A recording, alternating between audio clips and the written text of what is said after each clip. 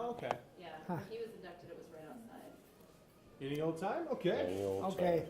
should get rid of my, can't remember.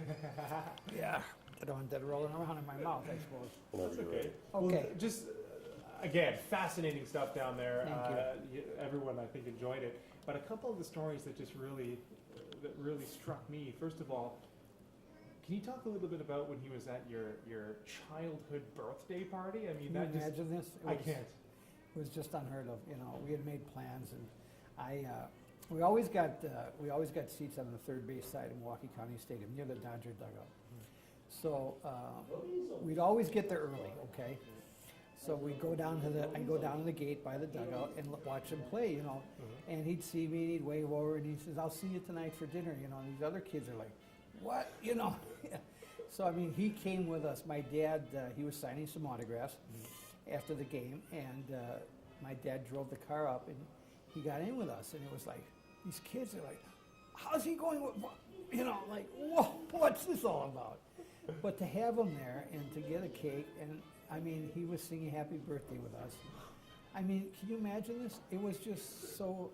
It was a birthday I'll never forget. And that's obviously the type of guy he was. I mean, another story I enjoyed was when he took you in the locker room for the first time. Can you retell that? I mean, I know you were afraid of that little sign outside. Well, the sign said, "Do not enter, trespassing, and go to jail," you know.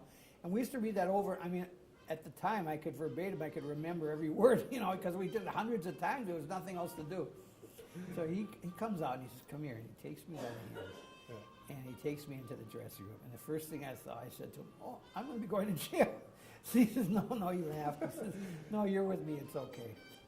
And he took this brand new ball out of a bag, and he took me from locker to locker to locker. There was Duke Steiner. Roy Campanella was in his shorts. Don Newcomb, Carl Furillo. Sandy Koufax was a rookie that year. All of them. Gil Hodges, Pee Wee Reese, they all signed this ball. And he was walking from locker to locker. He was shaking my hands, patting me on the back. I mean, I was like numb. I was numb, you know. And he was so busy getting autographs from me that he actually forgot to sign it himself. Now, why do you think he did all this for you? Just one young child who'd been dying to get in there. Were you just in awe? Like, you thinking, "Where's the camera? Where's the joke?" I was in awe. I was like dreaming. I couldn't believe the whole thing, you know. But we had become very good friends at that time, and it was already. It was. I just loved him, and I mean, it was just a fascinating relationship. To have a hero, and to have a hero like this, I mean, he was such a role model. Can you maybe just go back a little bit and tell us maybe how, just the short and sweet of how all this came to be? You told me a little bit earlier about your dad writing the letter and whatnot, just so we can sort of get set up as to how you became my connected. dad loved the Dodgers because the Dodgers gave Jackie Robinson an opportunity to play baseball. And so he was a Dodger fan. And he used to tell me stories about Jackie, you know.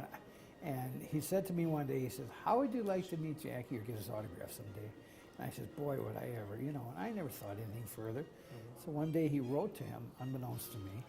And a while back, I get a letter. It's autograph. I'll never forget. I came home from school, and I go to my room, and laying on my bed is a letter, and it was laying face down, and the back of the envelope said Jackie Robinson. I grabbed it. I says, Mom, I ran into the kitchen. I says, "I got a letter from Jackie. I was so excited. So I ran back to my room to open the letter. I sat on my bed and look over. There's my mom standing in the doorway watching, big smile on her face. And I was like numb. I called my dad at the office. I said, "Dad, I got a letter from Jackie. He wants to meet us. You know, Jackie Robinson wants to meet me." I mean, I couldn't believe the whole thing. It was just so exciting. Do you remember parts of that letter, like word for Well, word? he said the Dodgers were going to be in Milwaukee playing the Braves, and he'd love to meet me when it was. And the first thing I did is grab a Dodger schedule. When did they come? And my dad says, we'll go down to Dodger Brave game. And we used to go down a lot. I mean, we used to stay at the Schrader Hotel in downtown Milwaukee. That's where the Dodgers stayed. Right. And we'd stay there for the weekends. It was fun, you know. We'd go to the game Friday night. We'd go to the game. We'd go Saturday. We'd go Sunday, you know. And then during the, you know, in the afternoon after the game or whatever, he'd be hanging around the lobby, and we'd visit with him. Unbelievable. And I guess maybe one of the most frustrating parts of all this is you touched on it. Probably nobody believed you. None of your friends probably believed that this was going on. No. I mean, the first time I says to my friend, I says, I got a letter from Jackie Robinson. Yeah, I got a letter from Donald Duck. Who are you kidding here? You know, yeah, sure. You know, that's what they said. So when I showed them the letter, it was like, oh my God, you know. And then they would tell other friends. They'd say, you know, Ronnie got a letter from Jackie. Yeah, sure. And they'd pull it out.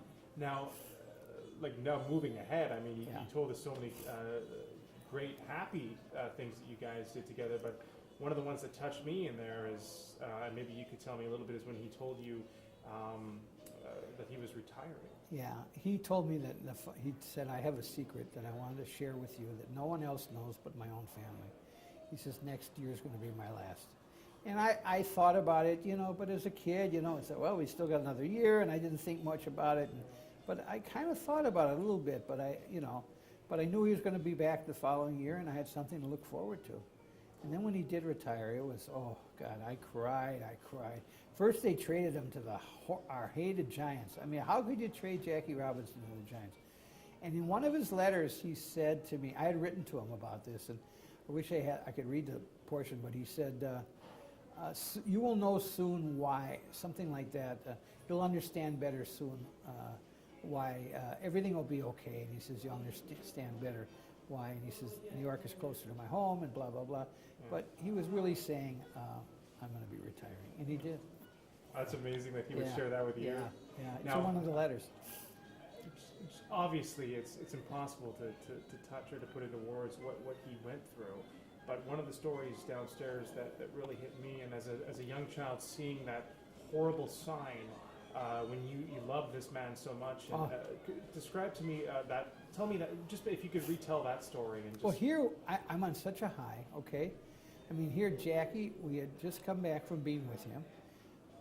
I'm holding the key to the city of Manitowoc that he had given me, and my dad says, you know, on the way home he has to stop at the office and get some files and stuff. We drive up to my dad's office, and I look, and it's like I couldn't believe what I was seeing. And my dad said, "Oh my God!" I remember him saying, "Oh my God!" And I started to cry. And here was this sign: Rabinovitz is bringing niggers to Sheboygan, and I was just devastated. And we, as a family, all got out and we scrubbed down. You know, as a family, we got rid of it. But it's like, how could anybody do such a thing? You know. Did it even hit you before then that he would be dealing with these type of problems? I guess He had shared some of that. I mean, I had read some in some of his books and stuff, what he went through. Yeah. But, you know, to see some of it firsthand, as we did with some of the incidences that happened. Yeah. And certainly what we saw was nothing compared to what he went through alone. And alone he went through it. Now, did he touch on some of these things that he went through, specific things that happened to him in some of the letters to you? I know you were just a kid at the time. Yeah, he used to write some of the things, and he always told me that be true to yourself, and he said, you know, always believe in, if you believe in something, stand up for your rights. And I mean, he had some great messages. He was such a wonderful guy.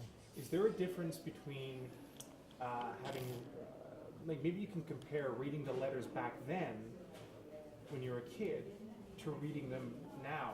I'm sure you get maybe different things out of those. They have letters. so much more meaning now. As a kid, he was my hero. He was helping the Dodgers win pennants. He was the guy I loved. Yeah. But I mean, the wisdom. I never saw the wisdom until I got older. And some of these letters are just amazing. The wisdom and his intellect and just tremendous messages for a child. Can you think of anything that stands out right now? I know you don't have the letters right in front of you, and Yeah. you've got a camera shining in your face, but is there anything that really sticks out? One letter that really sort of sticks out as... I remember one time I had written to him, and after he had retired, I tried to befriend some of the other Dodgers on the team, and they weren't like him. And I wrote to him, must have wrote him and told him about that. And he wrote back and he said, you know, don't feel too badly toward any of them. He says, yeah, if a kid wanted to stop, they'd have to stop too many times. And he said, I assure you, if they knew you as I did, they wouldn't walk away. And he says, it's nice to know how you feel about me. And he said, I assure you that if there's any chance that I can come to Sheboygan, I will. And if I can bring Sharon along or my family, I'd love to. and he thought that Judy, my sister, and Sharon, his daughter, could get along well. And he says, that goes for us too if you ever come east. And he gives me his unlisted phone number in Stamford, Connecticut. I mean, can you imagine today receiving a ball player's unlisted phone number? I mean, Which leads me to his to his inductee day. I know you were dying to be there, right? oh, I would have loved to have been. I was in high school. I was a junior in high school. And I would have loved to have been there. I was so proud. I saw the pictures and the sports, you know, stuff, and I called him at home. And he kind of chuckled. He said, I thought I'd hear from you, you know. I told him how proud I was of him and how much I loved him, and he thanked me. Can you talk about the last time you ever saw him? Yeah, I saw him. Jackie's health had been failing quite badly. He had diabetes for many years. He was blind in one eye, going blind in the other eye. He had a heart attack, so he was not in good shape. And I saw him about 6 or 7 months before he passed away, and I had to help him down into this restaurant, and took 2 steps down into this restaurant. I had to take him by the arm. And I felt so sad because I had a vision in my head of him dancing up and down the bases, driving the pitchers crazy, and stealing second, stealing home. And now I was helping him. And he was so happy to see me. And we had a great lunch, and he wanted to hear all about my kids, and he wanted me to know more about his kids. And then I remember I hailed a cab for him and helped him get in the cab. And I got in, I leaned in, and I kissed him on the cheek and told him I loved him. And that was the last time I saw him. Why did he become so close to you? Why did he, a little, young kid you were talking about in there, you guys are so We were opposite in so many different. I mean, I was white, he was black. I was Jewish, he was Christian. I was a kid, he was an adult. I was from a little town in the Midwest, he was from out east. But there was this bond. And I often wondered why me. And I think he felt comfortable with us. I think that's it. I never bugged him, give me an autograph, give me a book, give me. I never, I got all those things, but I never bugged him. And he loved my dad. He respected him a lot. And even though they didn't agree politically, he had a lot of respect for my dad, because my dad fought against human injustice. He was on the governor's commission against human injustice and stuff. And so, I mean, he had a great respect for him, and my dad had a great respect for Jackie. We got 3 more minutes left here on the thing, or is it running down? No, 3 more minutes is fine. I'll give you 10 minutes to do your stand-ups. Yeah, exactly. Okay. Now, I just wanted to sort of ask, speaking to kids, I know you love going around and speaking to the kids about this. Is that maybe kind of an extension of what he sort of taught you and the person he made you? Are you trying to sort of instill some of those values in the kids? Just talk about that a little bit. I am. When he passed away, I wrote a letter to Rachel, and I told her how sorry I was for her loss and our loss. And I said to her at the time, my son was 1 year old, he's now 36, and I said to him that when my kids get old enough, I'm going to sit them down and tell them the story of Jackie Robinson. Not having seen him played on the field and not knowing much about him, I don't know how much they're going to learn from it, but I promise you that I will carry this message to others. And I have done that. And I inadvertently, it happened by accident. There was a story in the Star Tribune in '87, and I got a call from the school. And they said, would you come in and talk to kids? And I said, sure, I'd love to. I mean, I love kids. I mean, so I said, okay, how many kids have ever heard of Jackie Robinson? This one boy stands up, he said, no, who is she? And I thought, that's got to change, and how would they know, Right. so many years ago. So it's been kind of my passion to share this message. Is it possible to put into words what he sort of instilled in you and what you're hoping to instill in them? I think what I try and instill in the kids is of a time that passed. Kids don't write letters anymore. It was a whole different thing then. Now it's email or call, blogs and other things. I mean, it's really interesting for the kids to see all this, because a lot of them have never seen any of this. And then I think I want them to understand the social injustice, the things that this man went through. Now, they've read stories. Fortunately, today, about 85-90% of the kids have heard of Jackie. It's part of the curriculum, Black History Month or whatever. And I'm so happy for that. But I don't want anybody to forget him. We have a day for Martin Luther King, who was a great man, take nothing away from him. But I mean, Jackie was long before that and alone. And he helped. There's a picture I saw here of Jackie helping Martin Luther King in the 60s, you know. So, but there was no one to help him. And you describe it, two more questions here. You Sure. describe it sort of, if you can expand on that, how he was way ahead of his time. He did Well, this he alone. was. He did it alone. There was no civil rights movement. There was no Rosa Parks. There wasn't Martin Luther King. He did. Martin Luther King was a teenager at the time. I think he was 16, 17 years old. So it was way before him. And you know, to come to this Hall of Fame, to be such an honor for me, for instance. And I saw Hank Aaron stand on the steps of this hall, and a great player. I didn't like him so much when he was playing because he always beat the Dodgers, you know. Right. But I loved him. I mean, he was such a great guy. And he says, all the home runs he hit and everything, he says, I owe everything to Jackie Robinson. If it wasn't for him, I wouldn't be standing here today. It's a great testimony. I mean, and there's so many others just like him. Joe Morgan was talking yesterday. I was listening to the game of the week, or you know, the Sunday night game, and he was talking about Jackie and what he meant to this world. And I mean, It oversees baseball in so does. many ways, right? It does. I mean, and it ties in. Here's America's pastime. It's a sweet game. It's a great sport, and it ties in, you know. And one of the things that I'm very sad about is kids aren't playing baseball like they used to. African Americans especially. I think there's only 8% of the African Americans that are playing baseball today. That's terrible. I mean, Jackie, what did he do this for? You know? And unfortunately, these kids aren't playing. And I'm talking about that. And I single-handedly, I can't do a lot, but maybe I can help some kids, and maybe I can teach something, and I hope that that'll continue on. One more question. Sure. Is there any question that ever stuck out from the children that you talked to? Is there a question that a kid has asked and you thought, oh my goodness, like something specific that makes you realize, like, I'm glad I'm doing this, you know what I mean? Well, you know, it was very interesting. And some of these kids at third graders, second graders, I mean, I've talked to kindergarten, I've talked to high school, adults, anybody to listen, I'll talk. Yeah. But, I mean, I tell them about what a great athlete he was, and that he was an All-American in football, All-American in basketball. He broke the world record in the broad jump and track. He played baseball. And these kids, a third grader, starts thinking, says, why would he pick baseball as a sport? Great question. And the answer is because there was no other place to go. There were the Negro Leagues. He had an opportunity there. There wasn't that in football and basketball. And I explained that to the kids. And it's hard for them to imagine that. You go look at a basketball game or a football game today, there's African Americans there. It's hard to imagine. I mean, they had their own drinking fountain. They had their own, I mean, they couldn't, you know. I mean, I see, there was a door here I saw, colored only.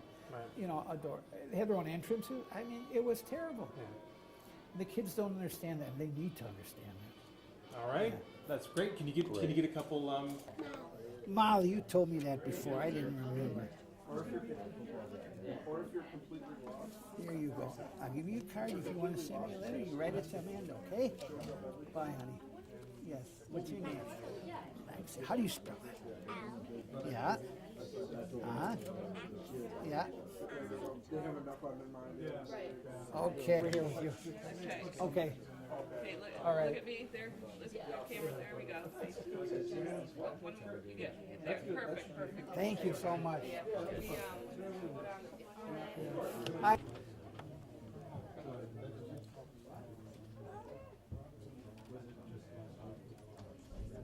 There you go.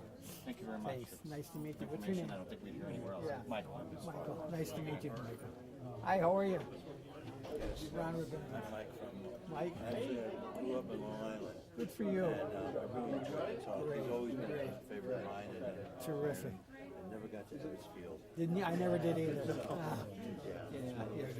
Thank you very much. What's your name? Hi, Carol. Nice to meet you.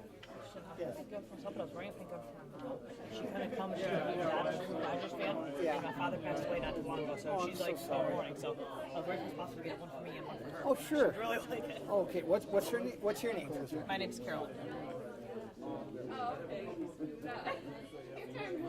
There you go. And your mom's name? Mary. Betty? Mary. I'm sorry.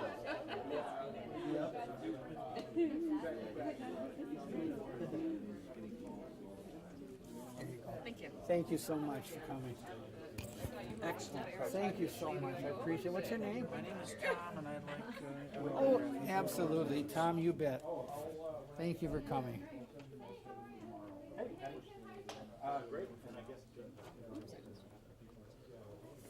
all the best to you. Thanks so much. Where are you from? Oneonta, Okay, just down the great. road. Great. Nice to have you. My kids, except that's a friend. But can I have you sign my thing? And then Sure. can I get a picture with Sure, I'd love it. He's just What's started. your name? My name's Kathy. Kathy. He just started sending out cards. Who'd you get so far, Tom? Chipper Jones. Yeah, he's trying Terrific. to get. Here's Amanda's card if you ever want to drop And then they'll it. send a letter to you and that address. Oh, here we go. Thank you so much. Thank you. And then can you And give me a that, card? you bet. What's your name, honey? Liz? Okay, L-I-Z? Yes. There you go. You Liz, bet. you guys do. Tom?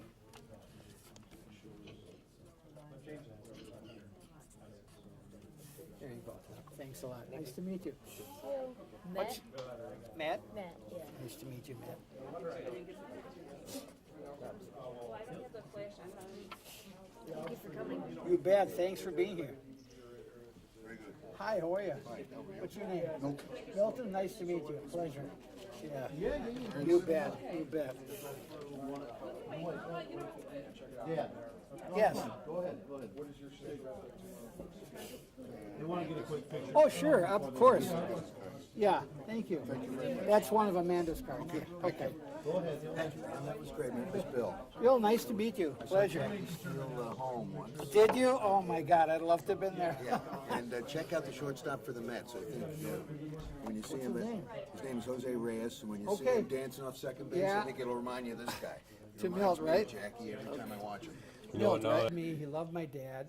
My dad was active in politics, and he was the Democratic National Committeeman for the state of Wisconsin. Jackie was a Republican, and which was unusual in that time. The African Americans were Republicans. And they used to argue, you know. And in these letters, he'd have a sweet letter to me, and then he'd say, "Tell your dad the Democrats have made me, you know, this and that." And then he'd say, "I don't know why I brought that up. I guess it's just my way of saying hi to your dad," you know. So we were so different, and I often wondered why. You know, I mean, you're a kid in the middle of nowhere, you know, a little kid, and I asked Rachel once. I said, you know, she told me, she said that he had occasionally wrote to a child, but never to this extent. She had never seen anything like it. I share my story everywhere. I go to schools. I've done it for over 20 years now. It's kind of my one-man mission to, I don't want, you know. And I go to my friends, you know, and I said, I got a letter from Jackie Robinson. Yeah, sure, I got a letter from Donald Duck, you know. And I'd pull out this letter and say, oh my goodness. They'd say, he did, you know, he really did get a letter. So these friends of mine used to come with me. I bring a lot of these pictures, you'll see, there were friends of mine that were with me. I always brought them along and shared my journey with Jackie. It was great. Any other questions? Yes? How well did he bond with all of his teammates? First, not well at all. I mean, he really went through heck. I mean, and he did it alone. He was very tough. His own teammates didn't want to play with him. Dixie Walker was a star for the Dodgers at the time. He was a Southern boy, and he was like, I mean, he said, I'll get killed. I'll go home. My God, my people will kill me. I'm playing with an, you know. So at first, he didn't have much. And he was alone. He was very, very lonely at first. He couldn't eat with his team. He couldn't sleep in the hotel with his team. They'd go to a restaurant or something. They were in exhibition games or whatever, and he'd have to stay on the bus. They'd bring him a sandwich out in the bus. I mean, it was terrible. So after a while, the teammates started to see that he was there to do what they were there for, to help the Dodgers win pennants. And they started to rally around him, and they started to support him. Wasn't so the case with some of the other teams, the Phillies, the Reds, the Cardinals, and not in the South, mind you, in the North. I mean, they were terrible to them. It was just terrible. But his teammates started to rally around him. And you know, he couldn't fight back. This was the thing. And he had to fight back by hitting a home run or stealing a base or driving a pitcher crazy. Any other questions? Calls, even family dinners when Robinson came to Milwaukee to play the Braves. That's where he got this baseball signed by Robinson's teammates. The only signature that's not on this ball is Jackie Robinson. But far more than faded autographs are the handwritten letters Robinson wrote. They speak of his struggle for fairness and taking a stand. I learned a long time ago that a person must be true to himself if he is to succeed. He must be willing to stand by his principles, even if... I'll let you see this little clip and then we'll go on further.